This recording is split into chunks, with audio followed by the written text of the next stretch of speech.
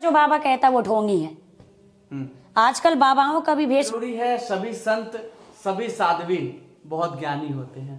ढोंग रचाने वाली काम नहीं कि बाबाओं को घमंड हो गया है कि हम ज्यादा ज्ञान देते हैं, हमसे ज्यादा कोई बोलता नहीं, ये घमंड हो गया। भवकाल से हाईलाइट होते हैं, भवकाली बाबा जिसको बोलते हैं। भवकाल में चार चार गो लाओ, कई लोग कथावाचक की बात हम कर रहे हैं, उतरते हैं स्टेशन पे, अपने आदमी दो चार सेट कर देते हैं। बाबा थे सच्चा डेरा सौदा वाले और एक राम रहीम।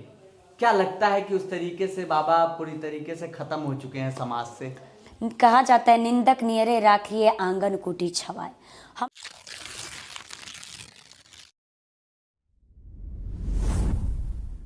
अच्छा, आजकल ट्रेंड चल रहा है बाबाओं में रील को लेकर कि मैं रील बढ़िया बना रहा हूँ, मैं ज्ञान बढ़िया दे रहा हूँ। जो बाबा कहता वो ढोंगी है। आजकल बाबाओं का भी भेष बदल करके लोग ढोंग रचा रहे हैं। तो ऐसा हम चाहेंगे कि जो लोग हैं वो ढोंग ना करें, हमारे सनातन के साथ खिलवाड़ ना करें।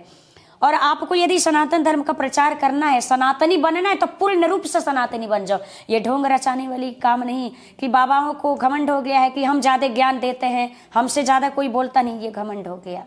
अरे जो परमात्मा ने दिया है, आज चमक गए तो घमंड कर रहे हैं। आज जिस दिन वो ले लेता है उस दिन ले लेगा, उस दिन किस पे घमंड करेगा?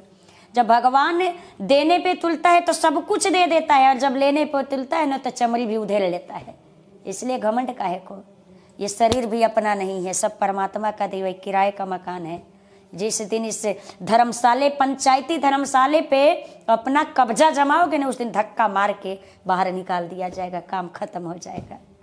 अच्छा, क्या बाबा बनने के लिए या फिर साध्वी बनने के लिए घर को त्यागना पड़ता है? ये सच्चाई है? देखिए, ये अपने ऊपर डिपेंड करता है कि आप साध्वी बनेंगे कि गृहस्थ में रह के। हम कोई जरूरी नहीं है कि हम साध्वी जीवन व्यतीत करके ही भगवान को भजें। आदमी साध्वी जीवन, साधुता इसलिए अपनाता है कि हमारे ये प्रपंच जो है, परिवार है, उसमें हम उलझे ना, क्योंकि भजन कम हो जाता है उसमें उलझने में। और रही बात साध्वी की, तो गृहस्थ से बढ़ करके कोई साधु आज तक न हुआ है, न होगा। क्योंकि एक विरक्त से भी बड़ा साधु गृहस्थ है। जब महामुनि विश्वामित्र जी दशरथ जी के पास गए राम लक्ष्मण को मांगने, तो दशरथ जी ने कहा, गुरुदेव कहिए किस हेतु से पधारे? आज आप आए हैं, जो मांगेंगे मैं वो दूंगा, क्षण मात्र भी मैं विलंब नहीं करूंगा। तो जब महामुनि विश्वामित्र जी ने कहा, देहु अनुज समेत देहु रघुनाथा, मुझे छोटे के साथ राम को दे दीजिए। तो दशरथ जी ने कहा, अरे मैंने कह क्या दिया? मांग लो। इसका मतलब कुछ भी मांग लोगे? अरे मांगना है, धन मांगो, भूमि मांगो, अयोध्या का कोशो मांगो, मैं दे दूंगा, लेकिन अपने राम को देते नहीं बनता, मैं अपने राम को नहीं दूंगा। वहाँ पे देखिए, अगर हम और आप कुछ मांगे किसी से, बहुत दूर से जाएं, सपना सजा के मांगे, तो क्रोध आएगा कि नहीं? आएगा ना। लेकिन महाराज विश्वामित्र जी क्रोध नहीं किए। क्यों? वो मुस्कुराए इसलिए कहा, वाह धन्य है महाराज, आपने अपने वचन से कहा कि मैं दूंगा, मांगिए जो मांगेंगे दूंगा। और आज मैंने राम को मांगा, राम के लिए अपने वचन को छोड़ दिए, अपने राम को नहीं देना चाहते हैं आप, तो हमसे भी बढ़ गए महाराज। हम विरक्त होकर के राम को उतना प्रेम नहीं करते हैं, और आप गृहस्थ होने के बाद भी राम को इतने याद करते हैं, राम से इतना प्रेम करते हैं, तो आप हमसे भी ज्यादा बड़भागी, हमसे भी ज्यादा साधु हैं, हमसे भी बड़े साधु हैं। तो इसलिए जो गृहस्थ में रह करके जो भगवान को भजता है, जो भगवान को याद करता है, उससे बड़ा साधु कोई नहीं है। आजकल देखा जा रहा है जिन बाबाओं का बड़ा बड़ा पंडाल है, जहाँ पे 500 1000 लोग अगर वो कहीं भी कीर्तन या भजन करना शुरू कर दें तो वहाँ पे 1000 500 2000 लोग पहुंचते हैं। तो लोगों का ऐसा कहना है, और भी बाबा लोग भी कहते हैं कि असली साधु तो वही है, असली ज्ञान वाले तो वही है जिनके पास लोगों की लाइन लगी हुई है, जिनकी बातें सुनने के लिए हजारों लोग बैठे हुए हैं। और एक तरफ दूसरे बाबा हैं जिनके पास 2 4 5 10 लोग ही बैठे हैं। तो इसको किस तरीके से देख रही हैं? देखिए, इसको हम ये कहेंगे, बहुत से बाबा हैं, बहुत नॉलेज है, मीडिया के नज़र में नहीं है, कभी इंटरव्यू नहीं देते हैं या मीडिया के नज़र में नहीं आते हैं, तो उनको लोग नहीं जान पाता, बल्कि ज्ञान बहुत रहता है। कुछ बाबा जो होते हैं वो भवकाल से हाईलाइट होते हैं, भवकाली बाबा जिसको बोलते हैं। भवकाल में चार चार गो लाओ, कई कई लोग कथावाचक की बात हम कर रहे हैं, उतरते हैं स्टेशन पे, अपने आदमी 2-4 सेट कर देते हैं, भौकाल के मारे उतरेंगे, 10 गो माला तैयार रखना, हमको माला पहनाना ताकि मीडिया मेरा भौकाल होगा। तो बहुत ऐसे बाबा है जो भौकाल पे चलते हैं, और बहुत से ऐसे ज्ञानी महात्मा हैं जो मीडिया के बीच में नहीं आते हैं, तो उनको लोग जान नहीं पाता है। और ये पब्लिक जिसकी बात सुन करके जिसको अच्छी लगे, ये भी है भाई, किसी किसी महात्मा की बात, किसी किसी बाबा की बात, किसी किसी साध्वी की बात किसी के जहन में बैठ जाता है, पब्लिक उसको सुनना पसंद कर देती है, वो हाईलाइट हो जाता है। ये तो भाग्य का विषय है भैया। मैं आपसे जानना चाहता हूं कि आखिरकार कुछ ऐसे नाम बताइए जिनको वाकई में सुनना चाहिए, किसको लोग सुने। एक आध दो नाम अगर आपके जहन में हो तो।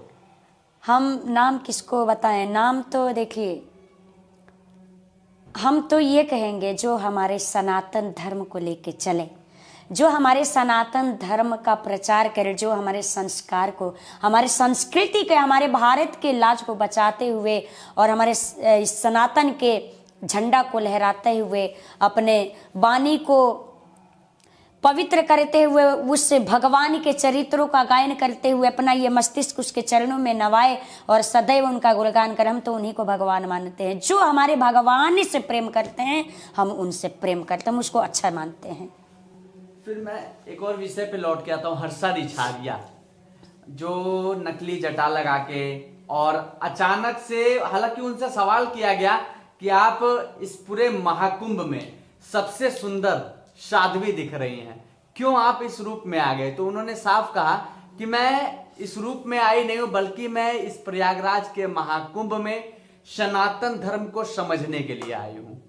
आखिरकार वो लगातार उनकी रील वायरल पहले नहीं हो पाती थी, हालांकि जब वो ट्रोल में आई, उनकी बातें जब लोगों के सामने आई, तब वो उनका छोटे छोटे कपड़े में रील वायरल होना, वीडियो वायरल होना, तो कहीं ऐसा नहीं लगता कि जो उनकी फोटो और वीडियो छोटे छोटे कपड़े में रुकी हुई थी, और एक तरीके से वो होस्ट एंकर भी थी, मंच को संचालन करना, तो ऐसा तो नहीं कि अपनी राजनीति या फिर सस्ते टीआरपी के लिए वो प्रयागराज के महाकुंभ में आ गई थी? नहीं, ऐसा नहीं है। देखिए, बीती हुई बात को हम नहीं करते हैं, जो आज है वही देखेंगे। कहीं ये सोच रही हूँ कि अगर मैं साध्वी वेश धारण करती हूँ तो साध्वी लोग का बड़ी बड़ी जटाएं होती है, साधु संत लोग जटा वाले, मालाधारी, तिलक चंदन, भाई वेश से भी तो भिक्षा मिलती है। तो सोची कि चलो नकली जटा ही लगा करके मैं साधु में मतलब साध्वी बनूं, तो नकली जटा ही लगा करके साध्वी बनी। और दूसरी बात, कुछ उन्होंने तो गलत नहीं किया, उन्होंने तो सनातन धर्म का प्रचार ही किया, कुछ गलत थोड़े किए।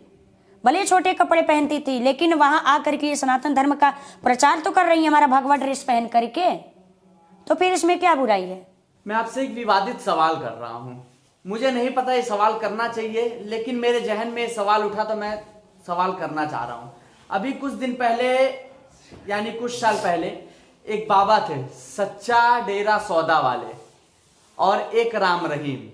क्या लगता है कि उस तरीके से बाबा पूरी तरीके से खत्म हो चुके हैं समाज से? भैया देखिए, मैं किसी संत का अपमान नहीं कर सकती और मैं किसी संत का निंदा नहीं कर सकती, ठीक है ना। कहा जाता है निंदक नियरे राखिए आंगन कुटी छवाए। हमारे अंदर कोई ऐसा नहीं है कि किसी के भीतर बुराइयां नहीं होती, हमारे अंदर भी लाख बुराइयां होंगी, लेकिन अपनी कमियों को कोई नहीं देखता, अपनी बुराइयां नहीं देखते, दूसरे पे उंगली जरूर उठा देते। एक उंगली हम दूसरे को उठाएंगे तो पूरी उंगली हमारे तरफ रहेगी। इसलिए मैं क्यों भैया, संत का आशीर्वाद हमको अयोध्या में मिला है, संतों के आशीर्वाद से, संतों की कृपा से आज हम इतने यहाँ तक पहुँचे हैं, और संतों का आशीर्वाद से आज मैं अनाथ बच्चियों को रखती हूँ आश्रम में, अनाथ बच्चियों का खर्चा, कपड़ा, पढ़ना लिखना, फीस कापी टोटल देती हूँ मैं।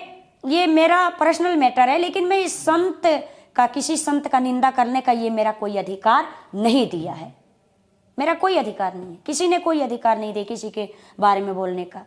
इसलिए हम सिर्फ अपना ठेका लिए हैं, हम देश भर के बाबाओं का ठेका नहीं लिए हैं। हम तो बस इतना जानते हैं कि संत तो संत हैं। 144 साल बाद प्रयाग नगरी में महाकुंभ लगना, उसको किस तरीके से देख रही हैं?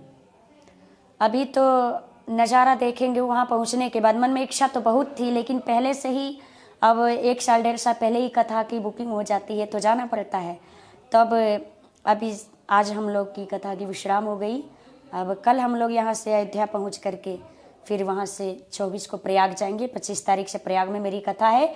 फिर वहाँ प्रयाग में जा करके सभी संत भगवान का दर्शन लेंगे। हम प्रयाग में सिर्फ संतों का आशीर्वाद लेने के लिए, गंगा मैया में स्नान करने के लिए, गंगा जी का दर्शन करने के लिए, और संत भगवान का दूर दराज से देश विदेश से संत महापुरुष पधारते हैं। ऐसे संतों का दर्शन हो जाए, कितना भाग्य होगा। बड़े भाग्य से संत भगवान का दर्शन होता है। तो इसलिए हम चाहते हैं कि वो समय हमारा चूक ना पाए, जो इतने संत महापुरुष का दर्शन होता है उस प्रयाग जैसे भूमि में। क्या जरूरी है सभी संत, सभी साध्वी बहुत ज्ञानी होते हैं? ये कोई ज़रूरी नहीं है कि सभी ज्ञानी ही हों और संत हैं। हम किसको ज्ञानी देख रहे हैं, किसको मूर्ख देख रहे हैं, संत को या भगवंत को? देखिए, एक संत और भगवंत किसी के बाहरी सौंदर्य को नहीं देखता है। और हम भी जो यदि संत को देखते हैं तो या भगवंत को, जिसकी जैसी भावना रहती है, जाकी रही भावना जैसी प्रभु मूर्त देखी तिनते से, हम जिस भाव से जिसको देखेंगे, आप ही को हम समझे कि ये बहुत मतलब दूसरे प्रवृत्ति के हैं। तो यदि हम आपके बारे में गलत सोच लेंगे तो हमारे मन में सिर्फ आपके प्रति गलत आएगा कि अच्छा व्यक्ति नहीं। यदि हम आपके बारे में अच्छा सोचने प्रारंभ करते हैं कि चलो नहीं, ये भले गलत किया लेकिन बहुत अच्छा बंदा है, बहुत अच्छा है इसका विचार, उस समय से मेरे मन में सिर्फ अच्छाइयाँ आएंगी। तो हम सोचते हैं कि ये दुनिया खराब नहीं है, हम खराब हैं। इस दुनिया में कोई खराबी नहीं है। हम सुधरे फिर देश सुधर जाएगा अपने आप ही। हम अपना ठीका लिए, हम देश भर का ठीका ही नहीं लिए हैं, पूरे देश के खानदान का ठीका हम नहीं लिए हैं। और ये आजकल मीडिया वाले भी आते हैं उल्टा सीधा, दूसरा कोई काम तो रहता नहीं, उल्टा सीधा प्रश्न पूछते हैं। भगवान किस रूप में लोगों को मिलेंगे? हरि व्यापक सर्वत्र समान, प्रेम ते प्रकट हो ही मैं जाना। रोम रोम में भगवान व्याप्त है, हर जगह है, सब जगह पे है। जब प्रेम से हम भगवान को भजेंगे, भगवान को याद करेंगे, 3 दिन हम प्रेम से भगवान को भजते हैं, चौथा दिन नहीं होगा, तीसरे दिन शाम को भगवान आपको दर्शन दे देंगे।